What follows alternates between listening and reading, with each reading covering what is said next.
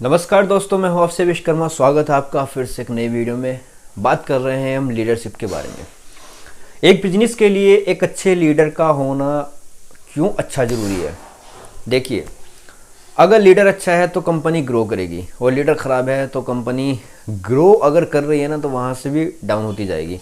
और कभी कभी ना जो ब्रह्मांड की जो शक्तियाँ होती हैं वो भी अगर आपके बिजनेस को बहुत आगे पहुंचवाने की कोशिश कर रही है ना, कहते हैं ना कि कुछ लोगों के हाथ की रेखाएं या कुछ लोगों का लक अच्छा होता है, लेकिन अगर लीडर सही नहीं है ना तो उसके बाद भी कुछ नहीं हो पाता। मैं इसके आपको एग्जांपल देता हूँ। देखिए, 1980 में दिलीप सिंघवी ने सन फार्मा की जो शुरुआत करी थी, ये गुजरात बापी एक जगह है, वहाँ से शुरुआत करी थी। और सन फार्मा आज आप सभी जानते हैं हमारे देश की सबसे बड़ी ब्रांडेड जेनेरिक फार्मास्यूटिकल्स कंपनी है और पद्मश्री भी इनको मिला है। और 2014 की अगर हम बात करें तो ये हमारे देश के सबसे अमीर व्यक्ति थे, मिस्टर दिलीप सिंह जी। तो अगर आप ये जानेंगे ना कि इन्होंने 1980 में जो शुरुआत करी थी, जो पूंजी थी वो मात्र 10,000 रुपीज़ थी।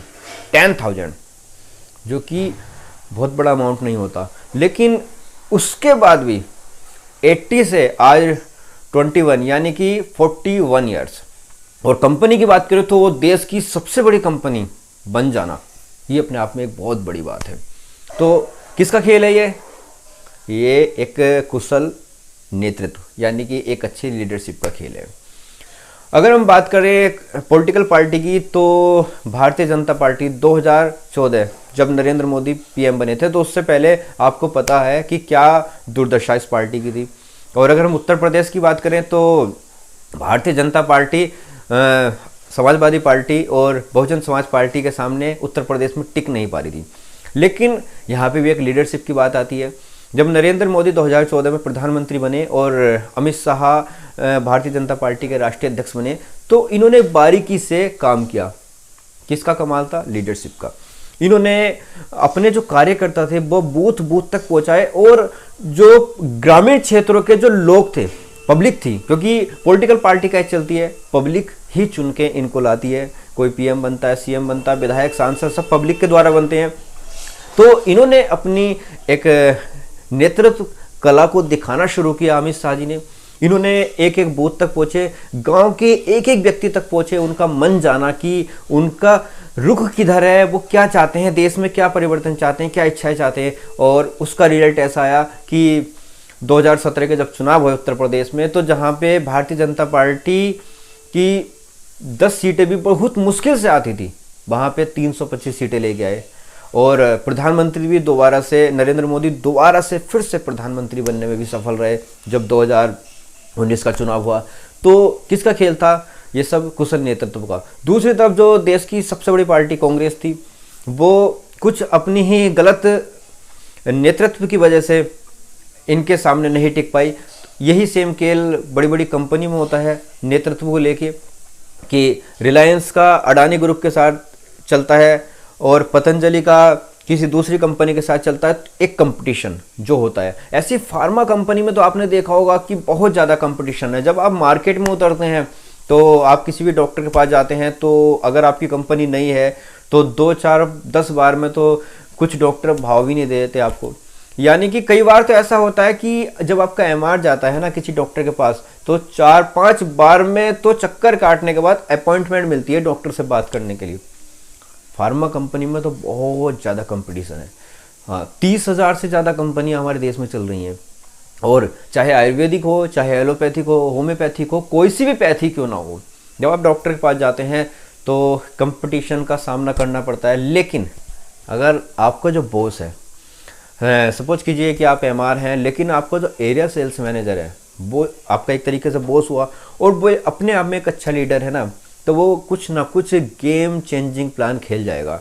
और ऐसा होता है कि 2 या 3 ही मुलाकात में आपका काम बन जाता है। एक डॉक्टर से आपके अच्छे टर्म्स हो जाते हैं, उसके बाद आपका जो बिजनेस है वो तेज़ी से ग्रो करने लगता है।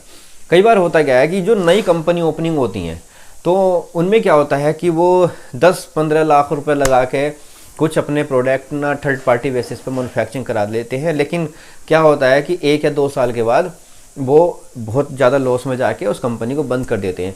और मैं ऐसे बहुत सारे एग्जाम्पल अपने जो जिस ज़िले से मैं रहता हूँ बिजनौर में, तो मैं वहाँ पे भी देख चुका हूँ। बहुत सारी कंपनी खुलती है और कंपनी नहीं खुलती, मैं देखता हूँ मेडिकल स्टोर पे कि मुझे हर 4 या 5 महीने में, जब मैं कभी राउंड पे जाता हूँ तो 4 या 5 महीने में नई नई कंपनी के कुछ प्रोडक्ट मुझे आयुर्वेदिक में भी, एलोपैथिक में भी, कुछ तो केमिस्ट दिखाते हैं, कुछ डॉक्टर दिखाते हैं कि एक नई कंपनी आई है और ये ऐसे ऐसे प्रोडक्ट है। लेकिन मैं देखता हूँ कि 5 या 6 महीने के बाद ना वो कंपनी के एम्प्लॉय भी गायब हैं, वो कंपनी भी गायब है, मार्केट से आउट हो गई। और यहाँ पे बिजनौर में मैं देखता हूँ कि कुछ कंपनियाँ यहाँ पे भी खुली, लेकिन वो समय से पहले ही बंद हो गई।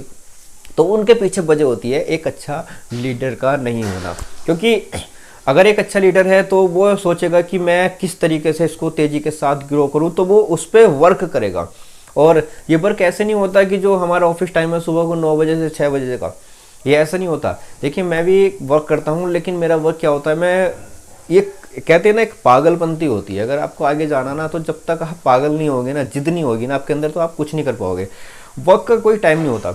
कई बार ऐसा होता है कि रात को मेरी 2 बजे आँख खुल गई तो मैं उसी समय कोई ना कुछ गूगल पर सर्च करने लगता हूँ बिजनेस के रिलेटेड ही, या कुछ भी और चीज़ें जो कि मुझे आगे ग्रो करने में मदद करे, तो मैं उनको सर्च करता रहता हूँ। तो तब जाके कुछ नए नए आइडिया प्लान होते हैं। फिर क्या होता है कि एक डिसीजन जो कि मैं भी फॉलो करता हूँ। मेरे पास जो मेरा अगर एम्प्लॉय हैं जो मेरे, तो अगर वो मुझे बोलते हैं कि नहीं इसको ऐसे कर लेते हैं, और मुझको लग रहा है कि नहीं ऐसे करने से प्रॉब्लम है या कुछ मुझे अभी तो नहीं लेकिन फ्यूचर में इसकी वजह से नुकसान उठाना पड़ सकता है, तो मैं उस काम को बिल्कुल नहीं करता। और हाँ, छोटे मोटे जो नुकसान होते हैं वो बिजनेस में मिलते रहते हैं। आप कितने भी अच्छे लीडर हों, लेकिन कहीं ना कहीं कुछ ना कुछ चपत लगी जाती है। मेरे साथ भी होता है, वो सभी के साथ होता है। लेकिन उन छोटे छोटे नुकसान को इग्नोर कर देना चाहिए। अगर हम उनको लेकर सोचते रहेंगे, उनका रोना रोते रहेंगे कि यार मुझे नुकसान हो गया, तो बड़ी दिक्कत होती है। अभी कोरोना काल में मुझे भी कुछ दवाइयों में इस तरीके का नुकसान हुआ था। बहुत सारी मेडिसिन मेरे पास एक्सपायर हो गई थी जो फेंकनी पड़ी। तो ये सब चलता रहता है बिजनेस में, और हमको उनका रोना नहीं रोना है कभी भी। क्योंकि बहुत सारे लोग होते हैं कि उन्हीं देख कर हताश हो जाते हैं जब देखते हैं कि सामने 20-30 केसेज रखे हैं इस तरीके जो एक्सपायर हो गए, वो उनकी कॉस्टिंग भी 40-50 हज़ार रुपये है, तो वो डिप्रेस में आ जाते हैं। तो जबकि ऐसा कभी भी नहीं करना चाहिए। तो ये वीडियो काफ़ी बड़ी हो जाएगी। अगर आप कोई सजेशन देना चाहते हैं तो कमेंट करके ज़रूर बताइए। जय हिंद।